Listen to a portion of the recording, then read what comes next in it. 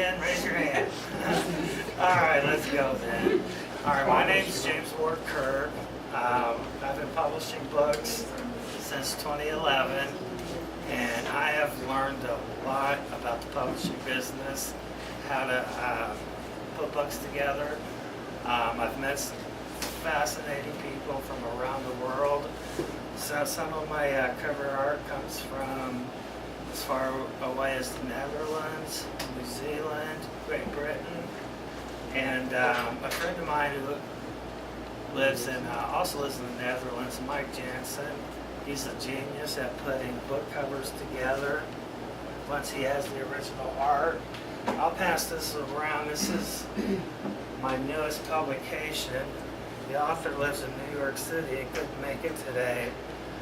But I'll pass it around. It's called Red Triangle. You can kind of get to know the artist on this book. His name is Stephen Cooney. And he lives in Great Britain.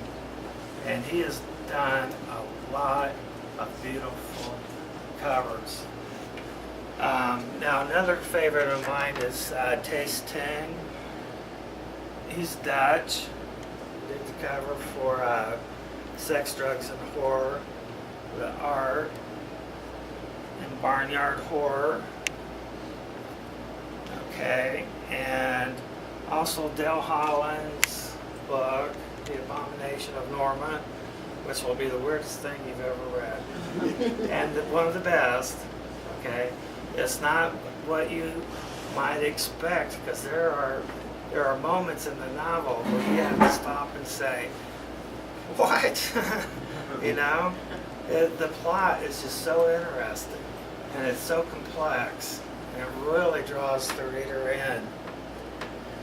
And I could say that some of the best things about the authors in this room, they're all great authors, and they're wonderful people, and it's a blessing. I consider it a blessing to be associated with them. Here's Roger Cowan's Succulent Flesh, and I believe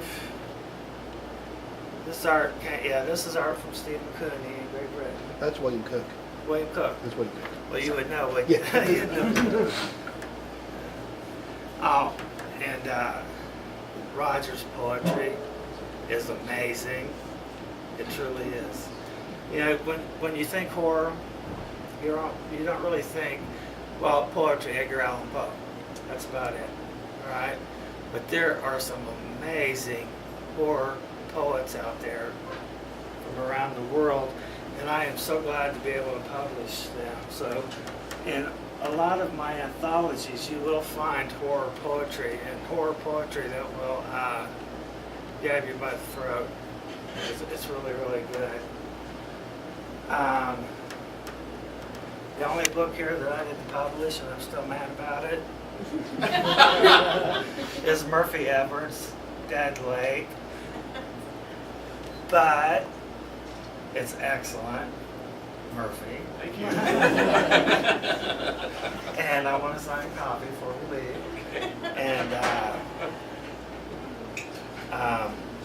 I do have some books here with some Murphy Edwards short fiction in it. You don't enjoy those very much. This is The Crooked Closet, A. Alex Keene. And he's the other guy in the hat. And as an extra added bonus, he's giving a free chapbook of Meridiana. See, I listen to bands like Sereniana, so I get it. But yeah, and excellent. Alex, or A. Henry Keene, is an excellent writer. Krista Clark Grabowski. Oh, this guy, this cover here, is one of my favorites. It's done by John Stanton, and he lives here in Indianapolis. We've actually broken bread together, and he is an excellent cover artist. Four Ghosts. This came about as an idea that I would invite four of my favorite writers, and each would write a novella, and it would be a ghost story. Okay, now William Cook in New Zealand did the cover art for this. And if you look at the back, there's 4 ghosts here. And William managed to get the image of the artist into the ghosts. So you actually have a picture of Paula Ash on here, and hers is the most fun to look at.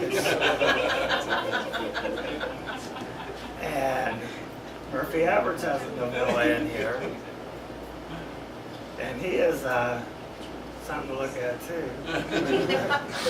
And a guy named William Cook, his novel is Blood Related, his most famous novel.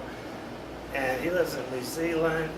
And the other is Christine Sutton, and she lives in Southern California.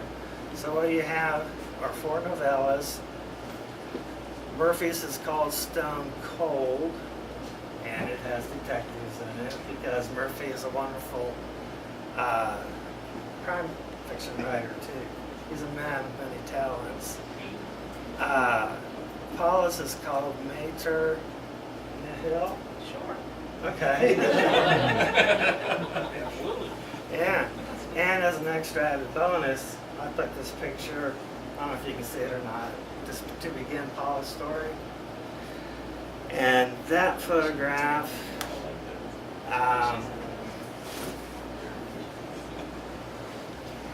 graces the cover of Bones 2. Now this is an anthology. I also love to put art in my anthologies, horror art, and I can't quite do them the service that they need because if I made color, the price of the book would just be so high that, and I don't want to, one of the things I take pride in is offering my books at an affordable price. There are some people out there who will put together an anthology and charge $24 for it. I put together anthologies just as good as anyone else, but I'm not trying to rob people either. You know, it's a good book. You can probably get this with shipping on Amazon for around $16, but I think most of the books here today, most but not all, are $10 each.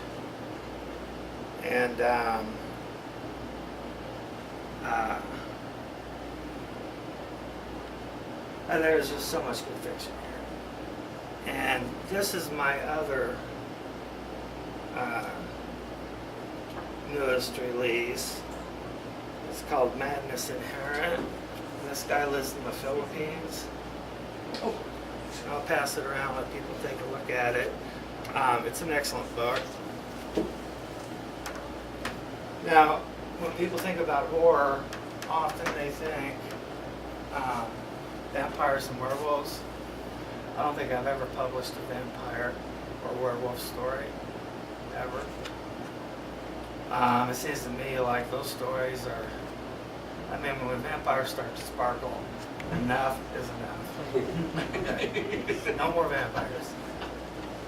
And so, you know, no vampire stories. To me, as a reader, the most horrific monster are human beings and what they can do and what they're capable of doing. And one thing I'm always looking for when I select a piece for publication is the why of things. You know, I just don't want a plot structured story, this happened, this happened, this happened. I want to know the why of things. Why did this person become a killer? Why did he choose this particular victim? What are her motivations? You know, I want to know the why of things. And that's one thing I promise you in these publications, you'll be entertained, highly entertained, but you'll also know the why of things.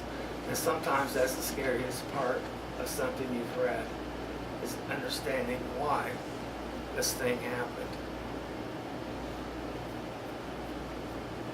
Okay, and I wasn't planning on speaking this long, but So what I'll do is I brought an old short story. It's short, which is good. It's what we call a flash fiction piece. Some publishers say a flash fiction piece is 1,000 words or less. Others will only limit it to 500 words or less.